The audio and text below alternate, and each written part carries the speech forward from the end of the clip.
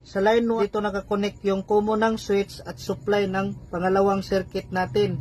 Itong tatlo guys, splice natin. Sa switch naman, meron itong return. Itong puti. Itong puti ay papunta siya ng line 1 ng bulb. Sa line 2, dito nakakonect yung line 2 ng bulb saka supply ng pangalawang circuit natin. So itong tatlo guys, splice natin. Dito guys, ito na yung supply natin na 220 volts. Sa line 1, dito nakakonect yung common ng switch at supply ng outlet natin na line 1. Itong tatlo guys, splice natin.